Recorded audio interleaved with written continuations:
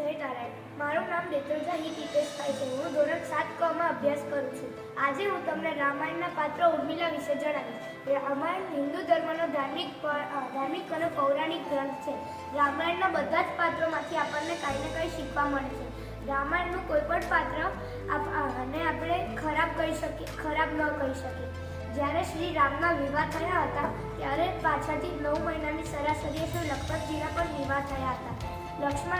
શ્રી રામના વિવાહ શ્રી જનક રાજાના પુત્રી સીતા સાથે થયા હતા અને જ્યારે લક્ષ્મણના વિવાહ તેમની જ નાની પુત્રી ઉર્મિલા સાથે થયા હતા.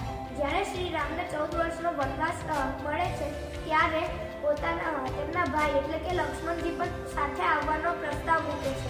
ત્યારે લક્ષ્મણજી સાથે તેમની પત્ની ઉર્મિલા પણ આવવાનો પ્રસ્તાવ મૂકે છે. ત્યારે લક્ષ્મણજી તેમને ના કહે છે અને સમસ્ત કુટુંબની જિમ્મેદારી તેમના નાજુક ખભા પર મૂકી દે છે અને ઉર્મિલા પોતાના પતિના આદર માટે તે પ્રસ્તાવ સ્વીકાર કરી લે છે અને ત્યાંથી તેમને હસતા મોંએ વિદાય આપી દે છે.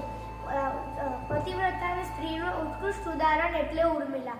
જ્યારે 14 વર્ષનો વનવાસ દરમિયાન પહેલી જ રાત્રિએ શ્રી લક્ષ્મણજીની નિંદ્રાજી સાથે પૃચ્છા થઈ. નિંદ્રાજીએ લક્ષ્મણજીને જણાવ્યું કે હવે તમારે નિંદ્રા લેવાનો સમય થઈ ગયો છે. ત્યારે લક્ષ્મણજીએ કહ્યું કે હું મારા પ્રિય ભાઈ અને ભાભી એટલે કે શ્રી રામ અને સીતાની સેવા કરવા માંગુ છું, જેથી હું 14 વર્ષ સુધી નિંદ્રા લઈ શકું નહીં.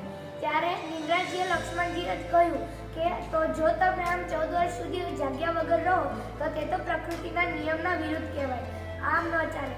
ત્યારે લક્ષ્મણજીએ કહ્યું કે તેનો કોઈ ઉપાય ખરો કે જેથી હું 14 વર્ષ સુધી નિંદ્રા વગર રહી શકું. નિંદ્રાજીએ કહ્યું કે જો તમારા ભાગની નિંદ્રા કોઈ બીજું સ્વીકારવા તૈયાર થાય તો તમે 14 વર્ષ સુધી સતત જાગી શકશો. ત્યારે લક્ષ્મણજી નિંદ્રાજીને ઉર્મિલા પાસે જવા કહે છે. પોતાના પતિના વચન ખાતર ઉર્મિલાજી નિંદ્રા પણ સ્વીકારી લે છે. નિંદ્રાજી તેમને વચન આપે છે કે હવે હું તમને 14 વર્ષ દરમિયાન સતાવીશ નહીં અને જ્યારે લક્ષ્મણજી તમે અયોધ્યા પાછા ફરશો ત્યારે ઉર્મિલાની ઊંઘ તૂટી જશે અને લક્ષ્મણજી તમને ઊંઘ આવવા લાગશે. આમ કહી નિંદ્રાજી ત્યાંથી અંતર્ધ્યાન થઈ જાય છે અને ઉર્મિલા ચીર નિંદ્રામાં જતા રહે છે. આમ લક્ષ્મણના ભાગની નિંદ્રા લઈને ઉર્મિલાજી પોતાનું શ્રેષ્ઠ પતિવ્રતા ધર્મ બતાવે છે અને રામાયણના યુદ્ધની પણ ઘણી વાતો જોડાયેલી છે. કુંભકર્ણની નિંદ્રા વિશે આજે કોણ નથી જાણતું? તેમાં કુંભકર્ણની નિંદ્રા સિવાય ઇન્દ્રજીતને વરદાન મળેલું, રાવણનો પુત્ર ઇન્દ્રજીતને વરદાન મળેલું કે જે વ્યક્તિ 14 વર્ષ સુધી સતત જાગ્યો હોય તે જ તારો વધ કરી શકશે. અને જો લક્ષ્મણજીએ મેઘનાથને હરાવ્યો હતો એટલે જ રામાયણનું યુદ્ધ તેઓ જીતી શક્યા હોત. જો ઉર્મિલાજીએ નિંદ્રા ન લીધી સ્વીકારી ન હોત તો કદાચ તેઓ યુદ્ધ ન જીતી શક્યા હોત.